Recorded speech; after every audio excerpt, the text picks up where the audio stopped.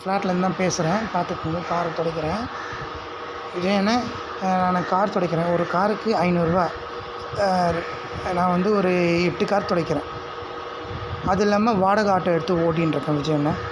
ஏன்னா இப்போது என்னோட குடும்ப சூழ்நிலை ரொம்ப கஷ்டமாக இருக்குது விஜயண்ணே. ரொம்ப டைட்டாக இருக்குது. அப்பா வந்து எலக்ட்ரிஷியன் ஒர்க் பண்ணுறாரு. அம்மா வந்து வீட்டு வேலை செய்கிறாங்க. ஒரு ஒரு ஃப்ளாட்டில் போய் குழந்தைய பார்த்துக்கிற வேலை செய்கிறாங்க. அப்பா வந்து மாதம் ஒரு 20-30க்குள்ளே சம்பாதிப்பார். அம்மா வந்து ஒரு 7,000 சம்பாதிப்பாங்க.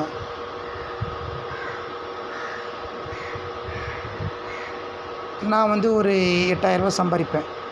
என் தங்கச்சி வந்து அவள் கல்யாணம் பண்ணி அவங்க வீட்டோட போய் இருக்கிறா. எனக்கு ரொம்ப கஷ்டமாக இருக்குது. நான் வந்து வாடகை ஆட்டோ எடுத்து தான் ஓட்டின்னு இருக்கேன் விஜயண்ணே. முதலமைச்சர் விஜயண்ணே வாடகை ஆட்டோ எடுத்து தான் ஓட்டின்னு இருக்கேன். ஆனால் எனக்கு சொந்தமாக ஒரு ஆட்டோ இருந்தால் நல்லா இருக்கும்னு சொல்லிட்டு நான் எதிர்பார்க்குறேன். உங்கள் மூலியமாக ஒரு ஆட்டோ சொந்தமாக வாங்கி கொடுத்தீங்கன்னா நல்லாயிருக்கும்னு நான் எதிர்பார்க்குறேன். நான் எத்தனையோ பேர்கிட்ட வந்து ட்ரஸ்ட்டு மூலிமா நான் கேட்டேன். எதுவும் கிடைக்கல. உங்கள் மூலிமா நான் வந்து ஒரு கோரிக்கை வைக்கிறேன்.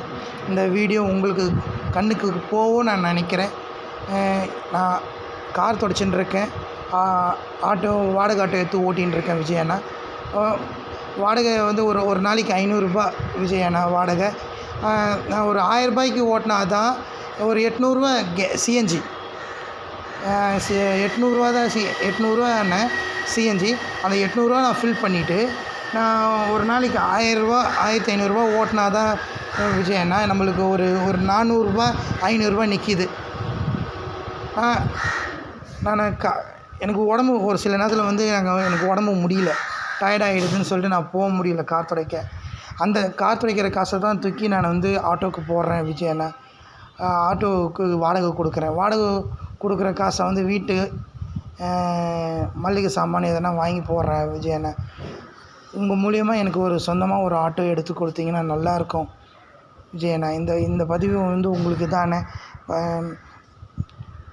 நீங்கள் வாங்கி கொடுப்பீங்க நான் நம்புகிறேன். தேங்க்யூ.